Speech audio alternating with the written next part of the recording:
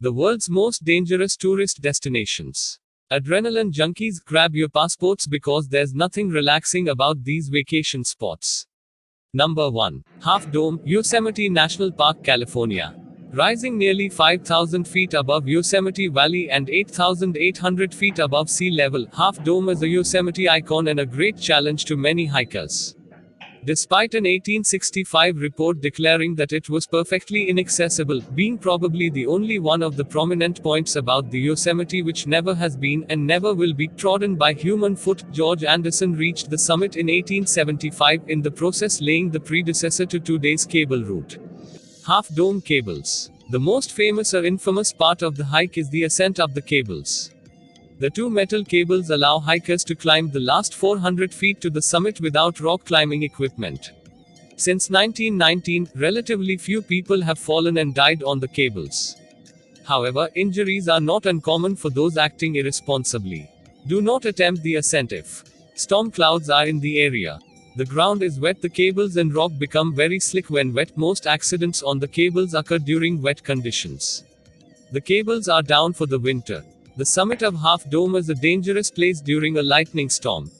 Check the weather forecast before your hike and try to reach the summit early in the day to avoid thunderstorms, which are more common in the afternoon, but can occur at any time. If a storm appears nearby, do not continue to the summit, and if in the summit area, leave the area, while still using caution when descending the cables and steps. The summit is typically 15 degrees Fahrenheit, 8 degrees Celsius to 20 degrees Fahrenheit, 11 degrees Celsius cooler than Yosemite Valley, and windy conditions are common.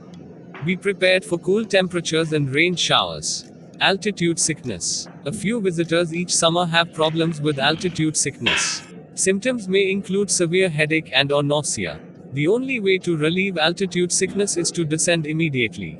Other environmental illnesses include heat exhaustion, dehydration, and hyponatremia, low electrolyte levels. In addition to drinking plenty of water, be sure to eat, and to take regular rest breaks in the shade. Entering Emerald Pool in the Silver Apron is prohibited, and entering pools above waterfalls is strongly discouraged, because of frequent injuries and fatalities. Use extreme caution near flowing water. Rocks adjacent to streams can be surprisingly slick. Black bears frequent Yosemite's wilderness and are adept at grabbing backpacks from hikers and campers during both day and night. Always keep your food within arm's reach or on your back, never leave it unattended. If you see a bear, act immediately to scare it away. Make as much noise as possible by yelling. If there is more than one person, stand together to present a more intimidating figure, but do not surround the bear. Number 2. Cliffs of Moher, Ireland. The Cliffs of Moher are located in the scenic region of Burren in County Clare, Ireland, and is visited by about 1 million people per year. Here are the warnings and dangers visitors have mentioned after they have walked along the cliffs and returned home. High winds. Unexpectedly high winds can blow across the land and can make you feel like they can blow you over the side of the cliffs if you aren't ready for them. You should always stay away from the edge in case some high winds come along and make you lose your balance.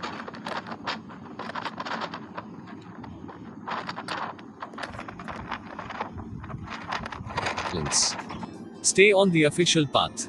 The path is there to protect you and the environment. Strolling off of the path and getting near the edge of the cliffs can be very dangerous. You might think that you are walking on grass, but when the cliffs erode, they erode from the bottom up. The patch of grass that you think is safe to stand on might not be supported by land underneath it. Standing in a wrong spot can cause the patch of grass to give away, and you can end up plummeting 390 feet down to the water. There are a lot of birds living on the cliffs, like Atlantic puffins and razorbills, and some people like to collect their eggs. This is not allowed since it will disturb the fragile habitat the birds count on to survive, and it will take you perilously close to the edge of the cliffs.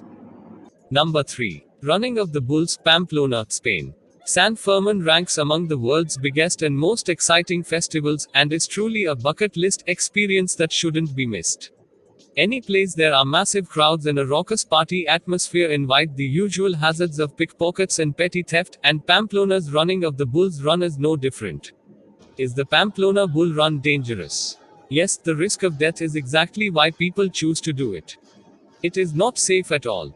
There is an inherent risk of trampling, goring, and other severe injuries for those who decide to participate in the San Fermin Encierros.